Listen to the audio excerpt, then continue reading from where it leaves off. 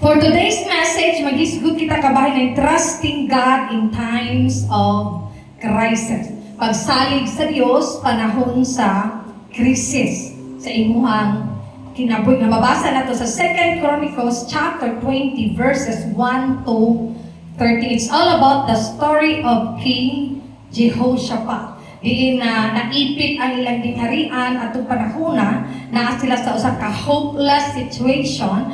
Ato ang istudyuhan unsa ang gibuhat ni King Jehoshaphat atong panahona nga nagatubang og grabe nga krisis ang Israel. Dili lang ang iyang kinabuhi kundi ang tibuok nasod sa Israel. Giunsa niya paghandol ang mao nga krisis sa pamaagi sa Dios ug nahimaya ang ngalan sa Ginoo. Mangutana ko ninyo, pila na kahigayon nga nabutang sa krisis ang inyong kinabuhi? Di ba? Daghan na kaayong panahon diin nagkatubang kita og usa ka hopeless nga situation. May ka-krisis ba para na nga malisod kay nga sitwasyon nga para nimo wala nay solusyon. Nakasulay mo ana? Ang usa sa akong example dito katong nadisgrasya mi. Mo to'y usa sa hopeless situation nga giatubang namo dundon atong panahon nga nag-abot-abot ang financial need, nag-abot-abot ang among emotional need, nag-abot-abot. Di ba? Ang atake sa yawa to emotional, financial, physical, ug spiritual na drain ba yan gid ni adto. So mao to siya example of crisis nga wala na kay malingi, wala na kay madagan unsay imong buhaton. Hello? Oh, ang pareha ba ni King Jehoshaphat, mao man yang hitabo ganiya, napalibutan siya o grabe kadaghan nga mga kaoy, nagsanib puwersa ang mga gingharian adtong panahona. Nang we will learn from him this morning, ato ang istudyuhan, no? Ato bang kuhaan og sanoy parang-ignan ang ilahang kinabuhi giunsan niya pagkatubang ang maong problema nga dili naman unta tumasulban. Okay, si King Jehoshaphat, sa dili pa tamo padayon nagsuon, anak siya ni King Asa of Judah. Kaya atong panahon ni Solomon, pag step down ni Solomon, na-divide ang kingdom sa Israel. Ang southern of northern kingdom. Mo nang lahi ang hari sa Israel, lahi po ang hari sa Judah. Tungod kay nahagbong si Solomon, nalimtan niya ang instruction sa Dios, mo nang nasuko ang Ginoo pag-take over sa iyang anak nga si Rehoboam, wala na ni sunod sa pamalaod si Rehoboam sa pamalaod sa Ginoo. Kaya ato panahon na ka-istrikto ang Dios sa iyang mga instruction. Di ba lisaad ang Ginoo kang David nga wala gyud mo naog sa imuhang kaliwatan. Ang imong descendants magpabilin gyud nga mulingkod nga hari sa Israel. Pero tungod sa disobedience ni Solomon, mo nang na-divide ang Israel, southern and northern kingdom. So ang Judah mao na lang ang gihatag sa Dios sa kaliwatan ni David, ang Israel, lahi po sila nga kingdom. Imagine, Israel ra na. So, duha sila ka kingdom atong panahon na. And King Jehoshaphat, usa siya ka righteous king. Muna siya. Nagmana siya siyang papa na si King Asa, kasi King Asa kay righteous man po. Muna pag-take over ni King Jehoshaphat, iyahagya po ang gisunod ang pamaagi ni King Asa nga nakalipay sa Ginoo. Siya ang ikaupat nga hari sa Judah, and he was 35 years old when he was crowned as king over Israel, and he reigned in the kingdom of Judah for 25 years. So taas-taas. 25 years ang iyang pag-reign gyud sa tibok. Ang diha sa 25 years nga pag-reign niya may suon, dunay nahitabo nga crisis nga wala pasukad nahitabo sa gingharian sa Israel. Kaya ito panahon na muaway silang David man ang manulong, di ba? Kung naamay musulong nila, isa-isa ra nga mga kaaway, di ba? Itong mga Ammonites, mga Philistines, yung anak ba, mga Aramean army. Pero kani nagsanib puwersa ang mga gingharian. Nagsanib puwersa, nagkasinabot ang hari sa Aram, di ba? The Ammonites, the Ammonite, the Moabite, the Mennonites, nagsanib puwersa silang tanan kay gusto nila i-invade ang Judah, nga ang paboritong syudad sa tuang Dios, the city of Judah. Then pagkadungog ni King Jehoshaphat nga nagsanib puwersa ang ilang mga kaaway, wala siya itong messenger dito nga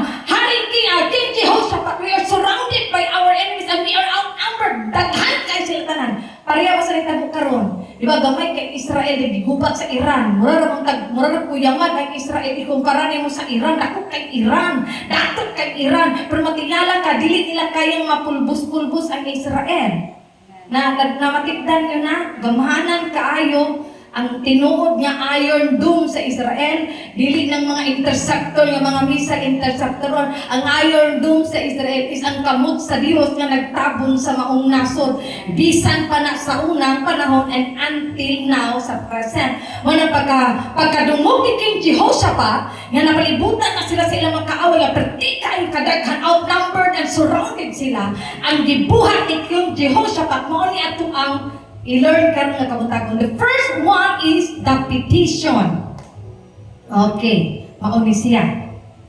Nga mabasa na to sa 2 Chronicles, palihog ko sa inyong mga Biblia, verses 5 to 12. So kung sa inyong buhat, pagkadungog niya nga daghan di ay kaayo ang mga kaaway, wala na ratol si King Jehoshaphat. But instead, in verse 5, yun siya, Jehoshaphat stood before the community of Judah and Jerusalem in front of the new courtyard at the temple of the Lord. He prayed, he prayed, O Lord God of our ancestors, you alone are the God who is in heaven. You are the ruler of the kingdoms of the earth. You are powerful and mighty. No one can stand against you. Tingnan nila. Naunsa man yung mga katawhan na yung lapitan. Di man mo agree sa pulong sa Ginoo. No one can stand against you, O our God. Did you not drive out those who live in this land when your people Israel arrived? And did you not give this land forever to the descendants of your friend Abraham? Your people settled here and built this temple to honor your name. They said, whenever we are faced with any calamity, such as war, or plague, or famine, we can come to stand in your name. We can cry out to you and save us, and you will hear us and rescue us. And now, see what the armies of Ammon, Moab, and Mount Seir are doing. You would not let our ancestors invade those nations when Israel left Egypt. So they went around them and did not destroy them. Now see how they reward us, for they have come to throw us out of your land, which you gave us an inheritance. Oh our God, won't you stop them? We are powerless against this mighty army that is about to attack us, and we do not know what to do, but we are looking to your help. Hallelujah. So pagkabalo sa hari, maigsoon nga hilabihan kadaghan ng ilang mga kaaway, wala siya naratol, wala siya nanawag sa iyang mga alay that mostly ginabuhat sa mga hari sa unang panahon. Are you listening? Kaya sa unang panahon ng God, pag naik kontra na daghan kayo, ang buhaton na sa mga hari, mo deploy din na sila mga messenger, kaya ikontak ang ilang mga allies, aron atong ang mga allies sila nga kingdom, muanha dayon aron mutabang nila nga makit-away sa ilang kaaway. Pero si King Jehoshaphat, lahi ang iyang gibuhat. Why? Because he consulted, or he immediately seeks the Lord's help. Wow! Di ba wala siya narakon? Anong tana? Uy, yung sauna niya, mo ang ba ganing hari mo dagan, yaan nilang kingdom, kaya mabahala mga matay na mo diya. Pero lahi ang gibuhat ni King Jehoshaphat. Wala galing niya gikonsulta ang iyang mga generals, iyang mga commander. Wala niya nabuhatan, kanaon ka to'y advice na plano. Unsa may atong buhaton nani? Unsa may nagkaroon gitawag ng emergency plan. Kaya unsaon pag-black ang kaaway, while gi-evacuate ang city. Now, the moment he received the news na ang mga kaaway doon na kayo pertindaghana, immediately, diha dayon, ipangita niya ang tabang sa Ginoo. Kuha ninyo? Maoy iyang gibuhat. Katulad ba nga sitwasyon may isuon kay hopeless? David and Goliath ba nga fight? Di ba? Kadamdam ito ni David and Goliath. Dili match ba nga away, pildi na gid kay kung daw na pildi na gid kaay sila sa nga tanan.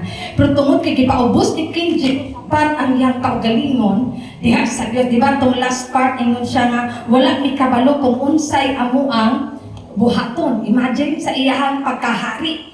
Hello, wala mi kabalo kung unsay angay na mong buhaton. Mo lang ni ami karon gi-encourage niya ang iyang mga tao, the whole tribe of Judah. Giingnan niya pagpuasa mo mag-ampo ta kay naatay kaaway. Nag-unite ang tanang katabuhan sa Judah.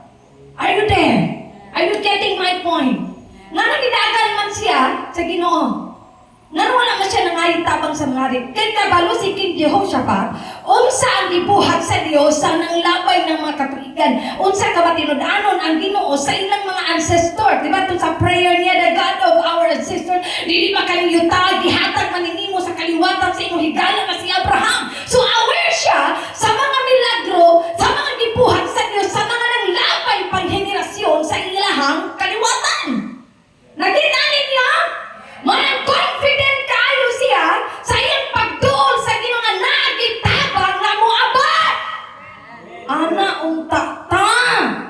That every time nga magatubang ka krisis sa imong kinabuhi, duol dayon sa Ginoo. Kay siya ang imuhang mananabang. Mao ni ang usa ka attitude that most of our Christians today wala ta aning batasana. Kay pag naatay mga problema kay manuwa man tadi mamarisyo man tagtawo. Diba? Wala galing bukas, mamaylo na dito silingan, ay mga bayro nun, wakto di lintingan pa, paluna sa kudiha. Nadlaw lang. Kita ninyo? So, sa attitude ni King Jehoshaphat, sa iyang pagpetisyon nga to sa Ginoo, iyahad yung ipakita sa mga tao na Diyos ragyod ang paglaom sa pinakalisod nga sitwasyon. Nabi yung mga problema nga dili kayo sulbaron o kwarta. Totoo mo? Daghang mga problema ang dili kayo sulbaron sa kwarta. Ang problema magod bisan unsa pay daw sa problema nga giatubang nato, isa ra gid ang sulbada na ang Ginoo ra gyud. Parehas ang ibuhat ni King Jehoshaphat. King Jehoshaphat immediately seek, the Lord's help. Then Jehoshaphat reminded the Lord of his promise nga mabasa nimo sa verse 9. No sa iyaha nga pag-ampo. Di ba Lord, ingon man ka nga mao gitukod ni nga templo kay ningon ka nga pwede nimo duol nimo kung mag-atubang migkuan bisag unsa nga mga trukot, fuar ba na gubat, kagutom ba na, di ba mo yan giingon? Unsa pa na nga klase nga peligro nga moabot sa among nasod, pwede minimo makaduol dili nga templo, mutawag kami kanimo ug mutubag ka. Mao'y gisulti ni King Jehoshaphat sa iyang pag-ampo, sa iyang petition. O kabalo ba mo yung sa Jeremiah 1:12 that every time the Lord is reminded sa iyang pulong, magdali-dali na siya sa pagtuman ni ini. Mo ni gibag ani, so gipahinumduman niya ang Dios sa Israel. Ayun kalimti, pinangga nimo si Abraham, pinangga nimo si Isaac, pinangga nimo si Jacob. O nasayod kami nga pinangga pud usab nimo sama sa imong pagpangga sa among mga ancestors. Imo sila gilabanan sa una, imo sila gi-rescue, and the same God na magbuhat anang gihapon karon.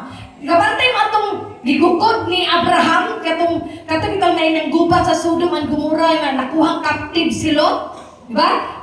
Na ating part ato nga dili pud unta unmatch ang away, pila ra man tong gipang-raise ni Abraham, dili man mga sundalo tong gipangdala ni Abraham, mga servant ra man in town tong iya nga tighidot bantay sa iyang mga mananap, unya iya gipangsugong gipangdala, gigukod nila tong mga sundalo. Nakalimot mo sa tong mga sundalo ato nga time kailang i-rescue sa Lot. Si Lot wala unta sila daganan apan tungod kay ang Dios ni uban midaog sila. Nakita ninyo? So walay away, walay bisag unsa di ay nga krisis ang dili madaog kung naa ang Ginoo gyud. Mao gyud na ibutang sa imong alimpatakan. Unsa may gubat nga giatubang nimo karon? Unsa man ang panginahanglan or problema or krisis nga giatubang nimo karon? Awata si King Jehoshaphat. Seek the Lord's help. Hi. Para ba na magbasa ko sa Bible? Maanak ko sa Ginoo nga Lord, pinanggap ka nimo si Elijah. Kabalo ko pinanggap po ko nimo. Kaya naman, parehang may Dios nga gialagaran. Ang Dios ni Elijah, Lord, maupod ka nga ako ang gitawag karon. Ang imong milagro sa una, Ginoo, mahitabo po na karon nga milagro. Kay wala biya ka Dios, baya siya sa walay pagkausap. Nadunggan ko ninyo mga isuon. Kabalo mo nga nung dili na to makitaan usahay ang milagro, ang buhaton sa Ginoo sa atong kinabuhi. Kay ang tinuod magud kitang tao, dili kita mangayong tabang sa Dios. Himo na to ang Ginoo nga last resort. Tinuod dili. Pag dili na kita mo click ng atong tanang pamaagi ang paningkamot, nilitag, wala na kayo mahimo, Lord. Katapusan ng Ginoo, last button na. We're in the first place, ang Ginoo, ang tato imong giuna. Di ba? Ato pang gini-work out, pag kaya na ko di na kaya mukat ang resulta. Nagkabungis-bungis imong naon. Di ba? For example na lang na, kanang naatay mga bayronon, di ba? Pag naatay mga bayronon, mga ratol, manggit kasagara sa mga tao karon. Di ba? Mudagan na yung takin sa atong mahulaman, mudagan na yung takin sa atong baylon. Dili na ba ta pabaylon, nahimpos na yung ta, no? Masuko na yung ta, igsuon na nung ta, related na nung ta, di ba katabang yung pamilya ha? Hoy, kita man ang sala! Imo ha! Way labot ang tao sa atong gikinahanglan. Bisan pag-umsan yung kasuot, bisan pag-imo ng igsuot, wala siya labot sa imong gikinahanglan. Muana mamuhiboy nita, ramo na mag ikaw tong galisod. Kinsay na durog po ang tabang nimo. Yucks! Di ba mo naisakit sa mga tao karon? Buy-buyong na yung tato ilang mga natabang, mamulang pila na kabuktabang. Kaya ano, balos-balos, ako na nanginanglan ka, di naman mo ako tabangan. Ano man, di na dismaya ka. Kaya man di siya itabang ni mo. Di ba maulit kagid sa mga tao karon? Musandig tagtao, musalig tagtao, sa kadako sa atong gikinahanglan, sa kadako sa atong bayronon, mulaong tagtao. And ang resulta, nadismaya. Am I right?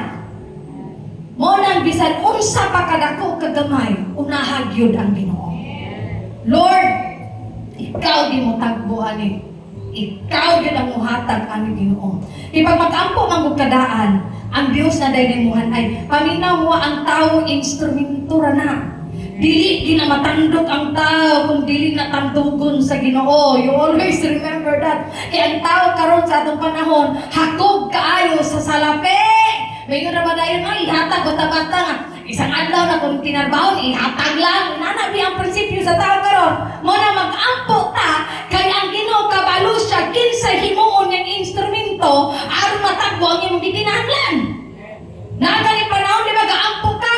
Wala pa kagaamin, hingabot ng tuhag. Kisik-sulay anak. Naapay panahon, wala pa ka nangayo, ihatag na sa Dios. Inana ang Ginoo kaya na, kabalo siya, nga mangayo kagtabang. Kabalo na ko rin nincho, manawag itaw taod ron. Ano man ang Ginoo? Kabalo na ko rin bayhana, ipadali na na. Hinas Kevin nga, padiposituag 20,000. Diba? Gabudlat-budlat. Diba? Nakasulay mo ginana, kanang wala pa ka nag-ampo din, gitubag na ka sa Ginoo. Mga anak ko, magkuratan ka ba? Nakuyawan ni mo, Lord. Mag-ampo pa man ng takoy, abot naman. Nga naman, kabalo naman siya. Di ba sa Salmo 139, He is so familiar with you. He is so familiar with you nga, palalinding ka, mudagan din ka, kung tanawon lang kasi tanaw tanihan ni Paingon Rod. Di ba? Kabalo na siyang daan. So just like King Jehoshaphat, kinahanglan gidi ay nga unahon na tugdagan ang Ginoo. Apil-apila ang Dios. Bisan pag unsa kagamay na nga problema, Kumangay na bang Ginoo ng apil-apilon siya? Ang tao, dili mo angay kung apil-apilon sa ito problema. Di mo angay ang tao na, pero kabalo ang Dios, so matagkaroon ng kunya, kung ma-involve galing na siya sa iyong kinabag, muangay pag-ayo ang Dios. I-involve ba ninyo ang Ginoo? Diha sa kitisyon ni King Jehoshaphat. And right after that, the Lord responded in verse 13 to 17. So sa iyang pag-ampo, Grabe siguro na-imagine na nimo ba, duro siguro hilak si King Jehoshaphat atong nga moment kay mamo ragulo katakihon sila. Pero tindaganan niya sa una ra panahon pagkatakihon bitaw ang kingdom, pamatyon baya mga bata, mga bayi tanan, mga mananap ilan ang pamatyon kay ispadahay man sa unang panahon. Pag umagpatay ana ang hari putla nagulo, then sunugo nila ng mga temples, mga building nila inaanak ka worse ang mga tao sa una sa kingdom versus kingdom. Muna na-imagine na nimo ang kabukaan siguro ang kagrabing hilak ni King Jehoshaphat na sa iyang panag-ampo, di ba? Pag-remind niya sa saad sa Diyos, mitubag dayon ang Diyos, diha dayon. Imagine, in verse 13, siya, and as all the men of Judah stood before the Lord with their little ones, wives and children, kasi sila matugtanan. Then the Spirit of the Lord came upon one of the men standing there. His name was Jahaziel, the son of Zechariah, the son of Benaiah, the son of the son of Jael, the son of Mattaniah, a Levite who was a descendant of Asaph. He said, kamina mo sa mensahe sa Ginoo, pinagi ang tawana, listen all you people of Judah and Jerusalem. Listen, King Jehoshaphat. This is what the Lord says, do not be afraid. Do not be afraid. Do not be discouraged by this mighty army, for the battle is not yours, but God's. Okay, tomorrow march out against them. You will find him coming out through the ascent of Ziz at the end of the valley that opens into the wilderness of Zeruel. Ba napagbasa na? But you will not even need to fight. Paminaw! But you will not even need to fight. So dili na ka makig-away ng Ginoo. Take your positions, then stand still and watch the Lord's victory. He is with you. Muni angay anak. He is with you, O people of Judah. He is with you, O people of Layawan, O people of Dagatan, O people of Upper Lawak. He is with you. And Jerusalem, do not be afraid or discouraged. Go out against them tomorrow, for the Lord is with you. Hallelujah. Atong pakpakan, atong buhay nga Diyos. Kalambing kaayo sa ginsay sa Ginoo. Adto mo. So gata ang inyong mga kaaway, pero dili mo makig-away kanila. For the battle is the Lord's and not yours. Imagine na kita na nga-stress ka ta sa itong problemang gamate kayo, di natakatulog, ipang-aibag na ta, nag-overtake ng uban. Diba ka naman? Nabinag ka na kita, Brad, naman kay tumor sa imong tinahe, wak na, namatay ng dali-dali, kaya wak na, sige na maghuna-huna ang adlaw o gabi. Di ba mamali ka sagara pag para itong na nag-chat na ako nga naa siya sakit. Then, di na daw siya ganahan mukaon, di na daw siya ganahan matulog, kay di ko nun niya ma-overcome ang iyang emotion, niya maguna-una siya sa sakit. Akong ginalayo pa kay imong tani, mamatay na kakaroon si manahuna, kay kasigi ka guna-una sa imong sakit. Ayaw pag-overthink. Iko nga, pag naaganit kay Ginoo gisaligan, so you have to trust the Lord. Gabisan ingon ka sa doktor o isang bulan na lang kang mabuhay, you still have to trust the Lord. Kaya ang Ginoo dili maguna masayop sa iyang mga anak. Nadunggan ko ninyo? Yes! Ang immediate nga panginahanglan ni King Jehoshaphat ka na bang, immediate ka na bang, diha-diha dayon nga nga pagpanginahanglan, diha-diha po siyang gitubag sa atuang Ginoo. Naamag yung panginahanglan nga tubagon dayon sa Dios. Namina mo mga igsoon? Naay panginahanglan, parihan mo Gerson, nga sige ka, nag-apply pa ka din, ayaw gid kawag paglaog, kay ka na proseso man ang nahitabo sa imuha. Dili man na immediate need. Kaya kung makatrabaho ka dayon, kasi pag-ninyo po ka dayon, di ba mo, gilangan-langan pag gamay sa Ginoo. Nakita ninyo, parihan mo Jay, di ba? Naay mga pagproseso ba sa Ginoo. Pero kanin kang King Jehoshaphat, dili ni proseso. Immediate yun nga pagpangin. Kung malangay ang Diyos, siguro isa lang kaoras, nangamatay na ang tanang tao sa Judah. Nakita ninyo? So, unsa ka immediate ang naging kinahanglan, mi-respond diha dayon ang Diyos. Wow! Pagkalamian, no? Pareha ba po nahitabo ito ni Prophet Elisha, di ba? Sa 2 Kings chapter 6, verses 8 to 23. Kinsay familiar ani kato bitong gipalibutan po sila sa mga Arameans army.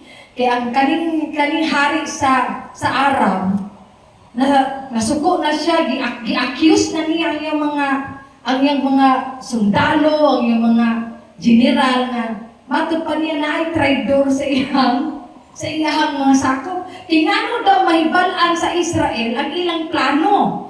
Magahuna-huna sila karon nga diri sila magkampo, makabalungan ang Israel. Magahuna-huna sila atake mahibalan sa Israel. So nakahuna-huna ang hari sa Aram nga naay traidor sa iyang mga sakop. Intino bitaw tong usa ka sundalo, dili mahal na hari. Tungod na ni Prophet Elisha, ang propeta sa Dios sa Israel, nga bisa ng atong giistoryahan karon nagdungga na niya. Imagine. No, inanak nga gikahadlukan ng Israel sa una ba. Di pati sukuha sa hari kinsa man ni Elisha. Ahaman ang napita katong sulungon. Di ba? Adto dayon nila si propeta Elisha, gipalibutan dayon sa mga Aramean armies.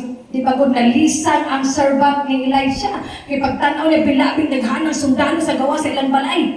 Nga ready na nga mo fight, ready na nga mo patay. Pero si Elisha, tanawan ninyo.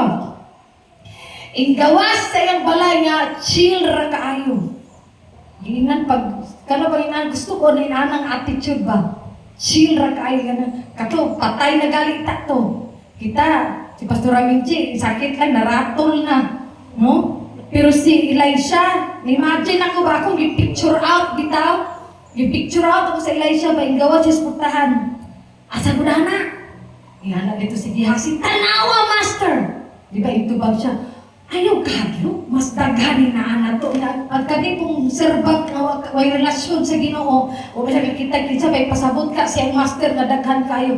Di ba nag-ampo si Prophet Elisha? Open the eyes of my servant Lord and let him see. Pag-ampo sa propeta, nakit-an dahil ni Gehazi the chariots of fire na pilaping daghanan nga nipuno sa hills nga naa sa ilang likod, mas daghan pa sa sundalo sa mga Aramean. Nakit-an ninyo that in the spirit world, the Lord is working on your behalf. Inana na siya. You only need to believe. Usahay kay mura matag si Gehazi. Di ba? Ang ato nakita kay ato rang utang niya, wala pa ang provision sa Ginoo, dinaratol tang tanan. Dili man gud ana. Ato nakita ang sakit, ato nakita atong problema, niya dili na to makita ang unsa ka dako kaayo di ay ang Ginoo. Di ba? Hello. Mao na nga galahan kay kwaniya quotation that the Lord is attentive to the cries of His children. Ato na. Wala niyo.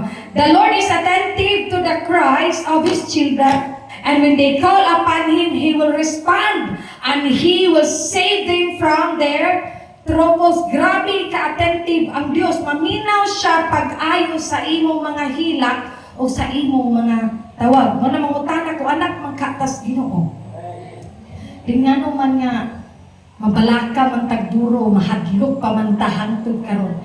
Ang mga anak sa Dios nga naipagsalig sa Ginoo, mapariha po ka ni King Jehoshaphat. Di ba? Kay pag naa kay panginahanglan, paminaw, di ba naami mga milagro nga gibuhat sa Dios sa atong kinabuhi sa una pang panahon? Di ba naani mga provision sa una? So mao ni ato ang dumdumon sa atong kinabuhi. I-remind nimo ang Dios pa, i-recall nimo ang tanan nga nahimo sa Ginoo sa imong kinabuhi sa una pa. Mamita si King Jehoshaphat nga nagmaayo ka, di ba, pinangga nimo ang among mga kaliwatan. Wala ka nagpasagad nila sa unang panahon. Di maulang gihapon na ang buhaton sa Dios. Kung i-provide sa una, i-provide po na karon. Kung giayo ka sa una, ayuhon ka lang gihapon niya karon. Kung iprotektahan ka niya sa una, protektahan ka lang gihapon niya karon. And guess what? Ang mga milagro, ang mga kaayo, o ang gugma, mga babor, panalangin sa Diyos, kaniadto, mauna siya'y magkataas pag yun ang imong mga kasinatian. Na nabantayan ninyo? Di ba nagkadako ang panalangin sa Ginoo? Hello? Di ba nagkadako ang iyahang mga pabor sa imuhang kinabuhi? Mao nang ayaw katinag sa panahon sa krisis. Kay ang Dios maminaw. Then ang ikaduha, the second part, the first one is the petition. Then karon is the intervention. Hallelujah. Ang iyang pag-intervene. Sa mga in verse 22 to 23, ato basahon na. Di ba, nag-ampo siya. Then, ang second part is, may-intervene na dahil nangilabot na dayon ng Ginoo. At the very moment, paminaw, in verses 22 of 2 Chronicles, itong ibasa na ito kaganya 2 Chronicles chapter 20 verses 1 to 30, then basahon na ito sa 22, padulong sa 23, mauni ang pagpangilabot sa Ginoo. So at this very moment, they began to sing and give praise. The Lord caused the armies of Ammon, Moab, and Mount Seir to start fighting among themselves. Then the armies of the Moab and Ammon turned against their allies from Mount Seir and killed, wala natiwas nin, and killed every one of them. After they had destroyed the army of Seir, they began attacking each other. So usa ka pagpamatuod nga pag-intervene sa Ginoo ang nahitabo. The Lord confused their enemy. Na nga, gikaraw sa Dios. Gikaraw sa Dios. Di ba, nag-ampo sila. Pag humani nag-ampo, gadayig-dayin sila sa Ginoo. Then pagdayig nila sa Ginoo, paminaw mo, gi-confuse sa Dios ang ilahang mga kaaway. Pagka-confuse, gi-confuse sa Ginoo, ang ilang mga kaaway, ang nahitabo is, nag-unay-unay na noon ang ilang mga kaaway, nagpinatyanay silang tanan. Unya ang Israel, nagtindog lang dito sa daplin, nagtanaw nilang tanan, nagpinatyan na sila. Walay bisan usa ka mong sundalo ang nalaga sa Israel. Kaya dito ang Ginoo nga, tanawa sugata sila dito ugma. Pero dili ka makig-away, dili ka mo makig-away lang. Musaksi lamang sila sa unsay buhaton sa Dios. Nya pagtanaw nila na, nakita nila nga nagbugno na di ang ilang mga kay nagpinatiyana na silang tanan. Up to the last sundalo nangamatay gid may walay nakasurvive. Wow. Mura mamubag na lipay na nagapita.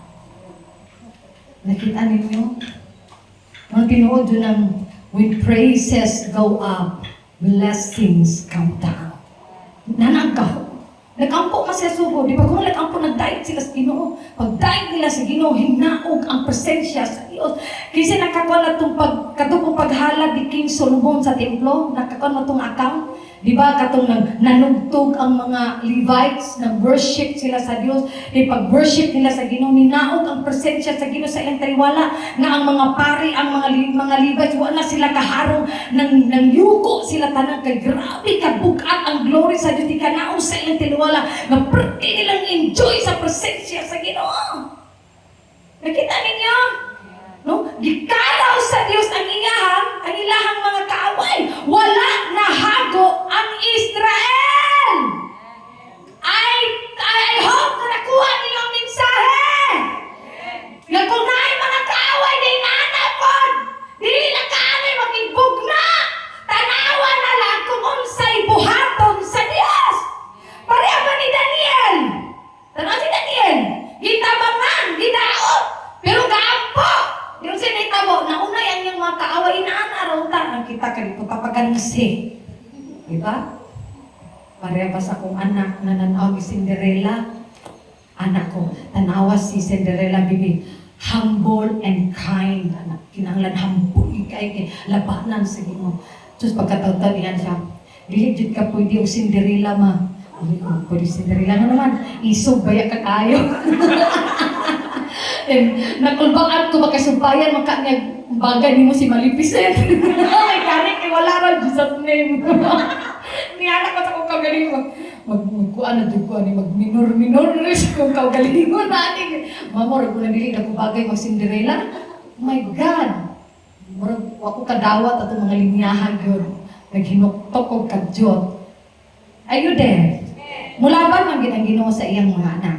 Ba? Sa intervention sa Dios, di-confuse sa Ginoo. Hindot kaayo ni nga part. Grabe na blessed ko sa natanan ani. Kana ba wala kay bito kay gibuhat din ang Ginoo ni nakig-away nimo anak maguna siya. Dili maguta. Mo nang kita labanan sa Ginoo kay maot putag batasan.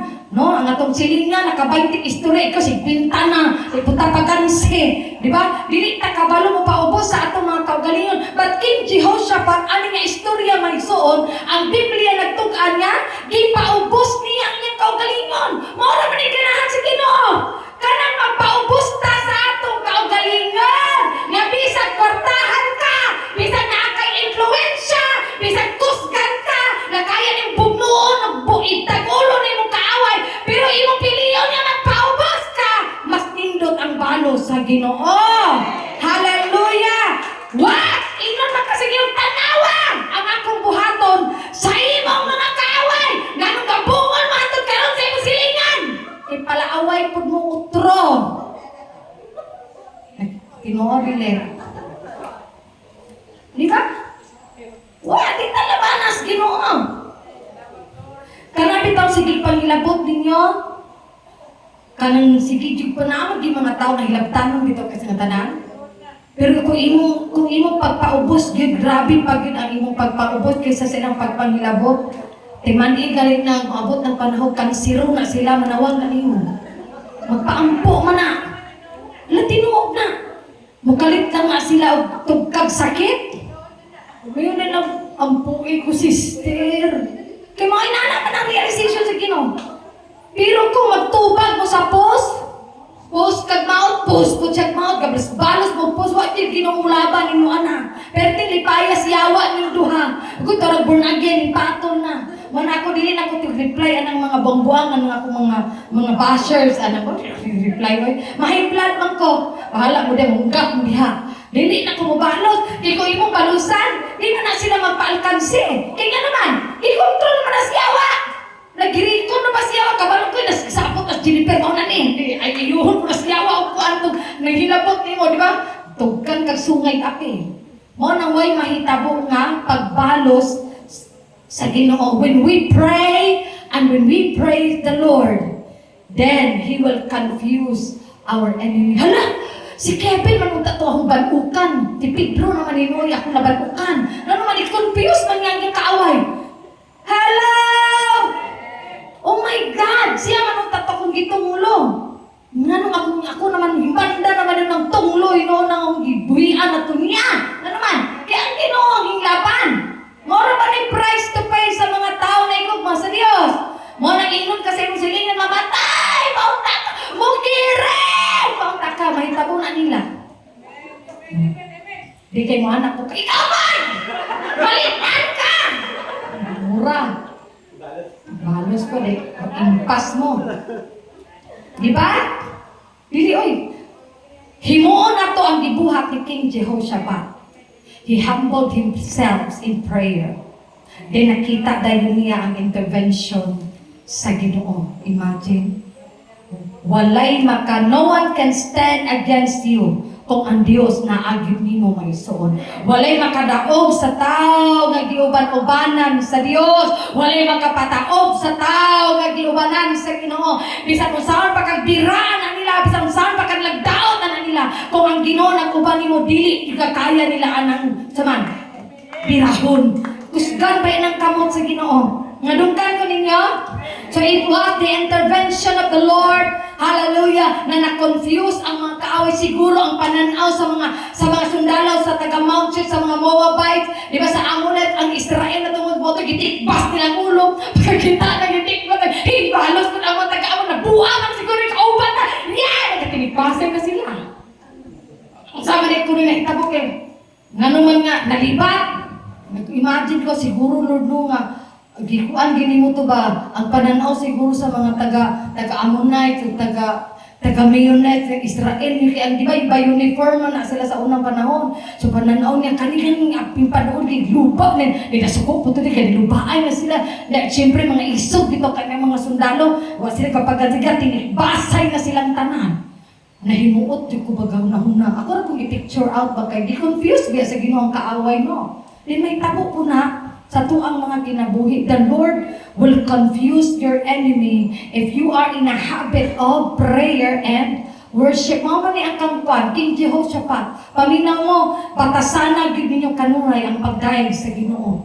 Dili na ng matag Domingo, mamait kayong pakurong-kurong katong tingog ka ng Domingo. Dili niya pag Lunes padulugkon sa inyong mga balay, dili mo kabalo mo dahil sa Ginoo. Di ba? Mga hipokritang tanan ani. Kinsay tigdayo sa Ginoo. Bahala pag dili kagandahan ng imong tingog.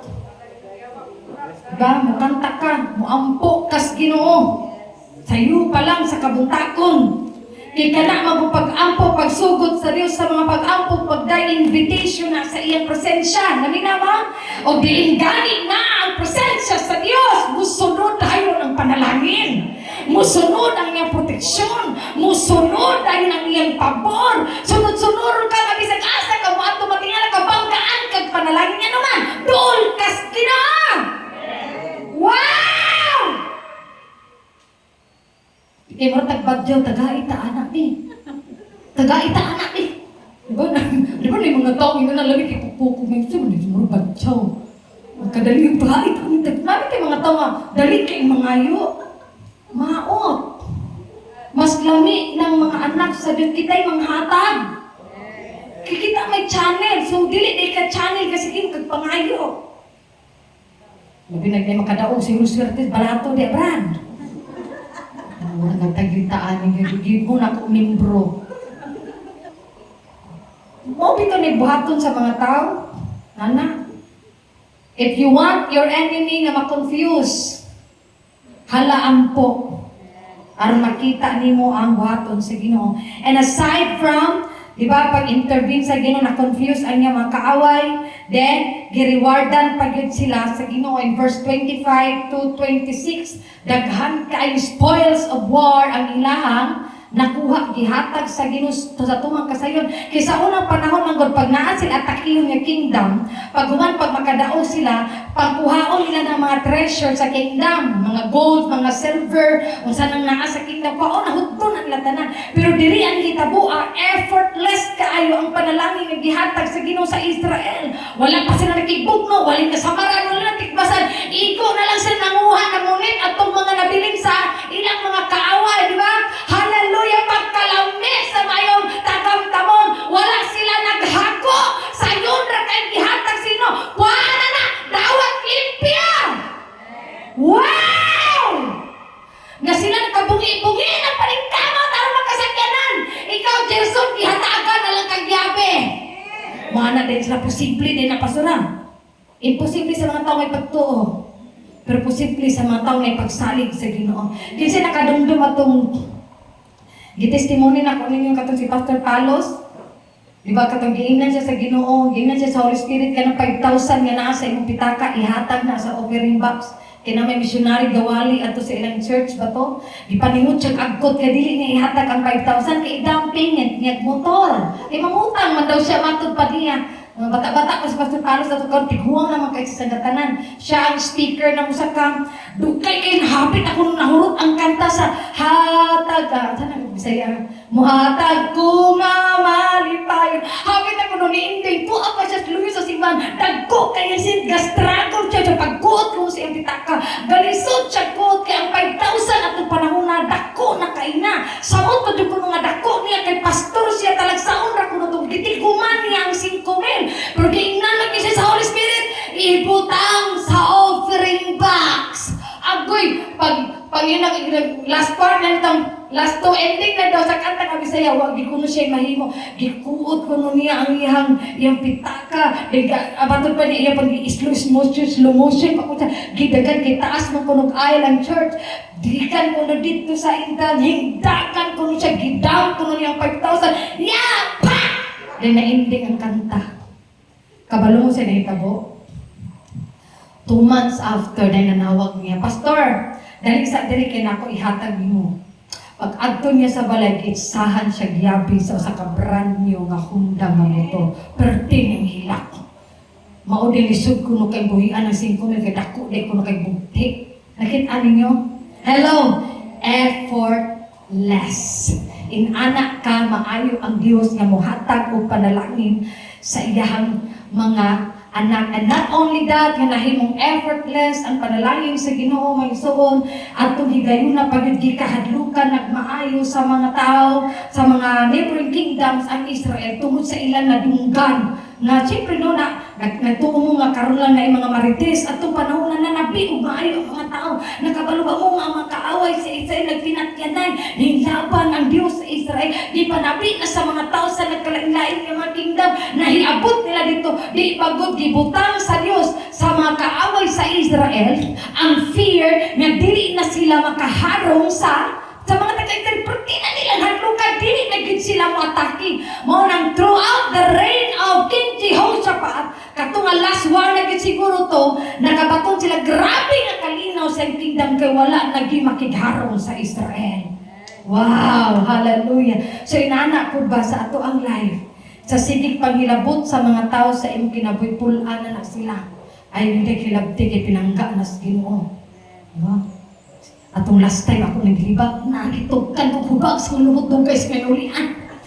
Hindi ako maglabot ang tawahan hadlok. Di ba? Mga nakitay na mga tao nakitong makita na visible mong God. Makita na sa tao sa imong kinabuhi nga pinangga gid kas Ginoo. Makita sa mga tao nga grabe ginasya no kay naa maklaro gid kaayo ba nga ang presensya sa kinalaguban niya. Kahadlukan na kasama dili na kanila hinabtan but instead they will bless you. Ato ni panalaginan ni tawhana kay duos Ginoo maapit sa pagpangga sa Dios. Wow! Kasi mo ang kay anak. Then, awato nato si King Jehoshaphat. And the last part, mga igsoon ako ipahinumdum, ay mo, to sum up this message today.